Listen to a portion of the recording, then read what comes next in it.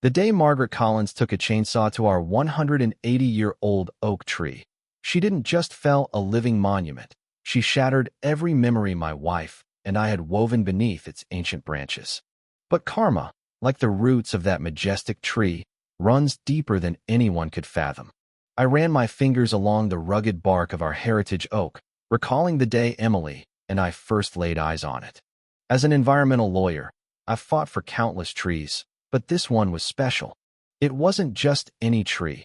It was a survivor from the Civil War era, its branches stretching over our backyard like a guardian, sheltering generations before us. "David, it's perfect," Emily had murmured that day, her camera already snapping the way sunlight filtered through its leaves. My wife, a botanical photographer, saw more than a tree. She saw our future, lazy brunches under its shade, fairy lights strung up for summer gatherings, a tire swing for the kids we hoped to have. The real estate agent dubbed it the crown jewel of the property, and she wasn't wrong. County records traced its planting to 1843 by one of Denver's founding families. It had weathered droughts, blizzards, and urban sprawl, its roots anchoring deeper as the city grew around it. Given its history, pristine condition, and towering size, it was valued at over $200,000. To us, though, it was beyond price. We bought the house, a fixer-upper Victorian craftsman, without a second thought, drawn more by the tree than the structure itself. What we didn't anticipate was the trouble brewing in the form of our HOA president, Margaret Collins. Margaret was a force of nature, a blend of a drill sergeant and a realtor with too much time on her hands.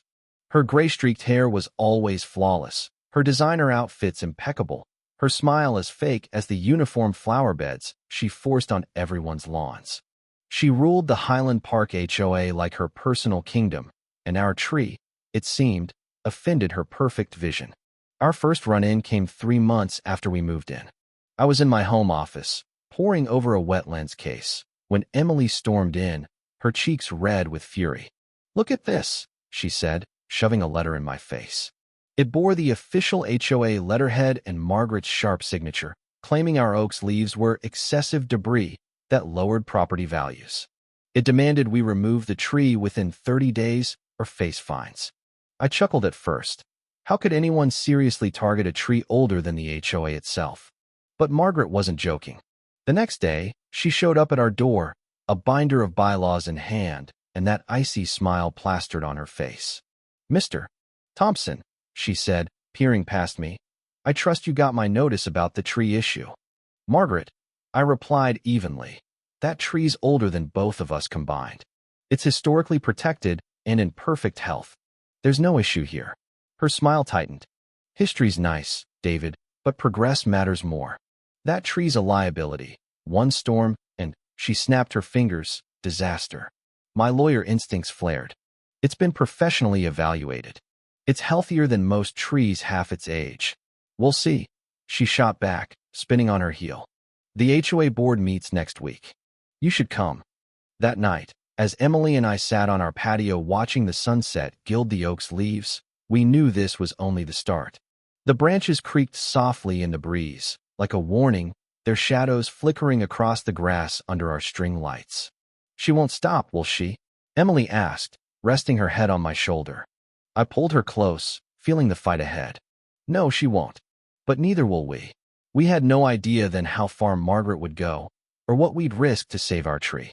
Her campaign began subtly, like venom seeping into the earth. Whispers floated past our house as neighbors walked by. Dangerous, liability, property values, all seeds Margaret had sown. Then came the photos. One morning, every mailbox on our street held close-ups of our oak's bark, red circles around normal growth labeled as decay. At the bottom, "Are your kids safe near this hazard?" "She's gone too far," Emily said, studying one with her photographer's eye. "These angles are staged to make it look bad. Pure manipulation." I called Tom, my trusted arborist of 30 years, that same day. As he inspected the tree, Margaret strolled by, phone out, filming. "Well?" I asked, aware of her presence. Tom grinned, patting the trunk. "This tree's healthier than most folks I know. Look at these leaves, this structure, textbook perfection. You've got another century in her." I got his report in writing, complete with photos and credentials. Something told me we'd need it. The next HOA meeting was Margaret's big play. The community center was unusually packed, a stark contrast to the usual handful of attendees and stale cookies. Margaret stood at the podium, laser pointer in hand, projecting images of fallen trees and wrecked homes. "This could be your house," she declared, clicking through her disaster slideshow. "The Thompson's Oak is a lawsuit waiting to happen. As your HOA president, I won't let this threat stand." I stood, Tom's report in hand. "Those photos aren't our tree, Margaret. They're not even from Colorado. Stock images from Florida hurricanes, per the metadata." A murmur ran through the crowd. "Plus," I added, "our oak's protected under Denver's Heritage Tree Ordinance. Removing it without cause or permits is a crime." "Laws can change," she snapped, "especially for public safety." Then Mike and Susan, our neighbors of 20 years, stood. "That tree's been here longer than us," Mike said, his voice firm. "My kids climbed it growing up, no issues. It's why we bought our place." Margaret's jaw clenched, but she wasn't finished. Over the next weeks, she ramped up. Anonymous complaints flooded the city about our tree. Our mailbox brimmed with obscure municipal codes, highlighted in Margaret's purple ink.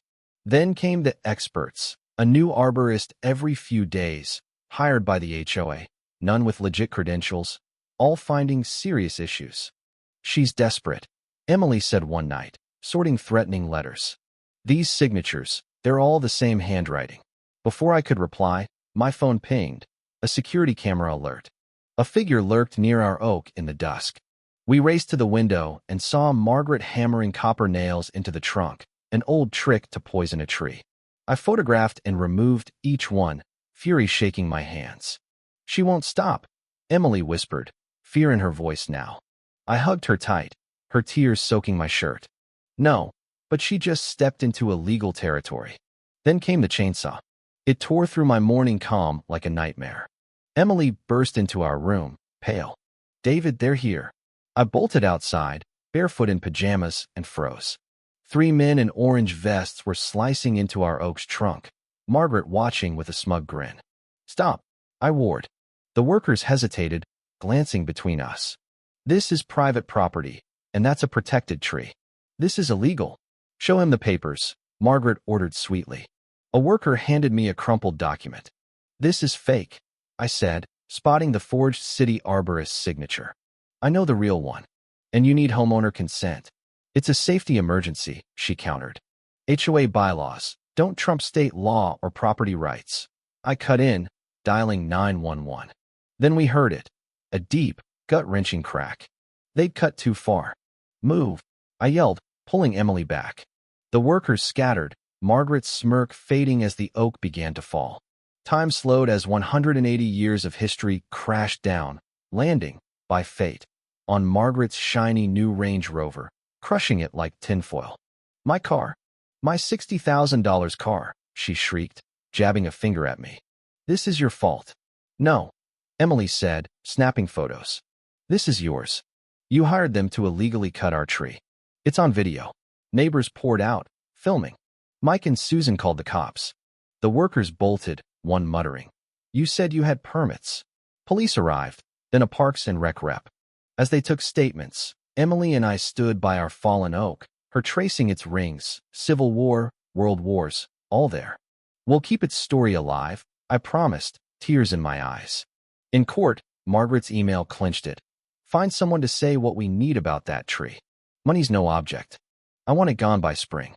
Dated months prior, it proved her scheme.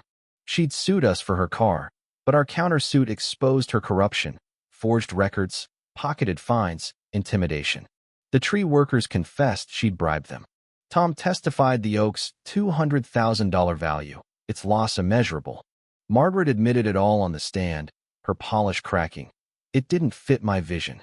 The judge ordered her to pay $200,000 for the tree, $50,000 in damages, and barred her from HOA roles. Criminal charges loomed separately. The victory felt empty, staring at the stump. But Emily had a plan. She showed me her photos, years of our oak's life. We used settlement funds for a community garden around the stump, planting 3 oak saplings to one day form a cathedral.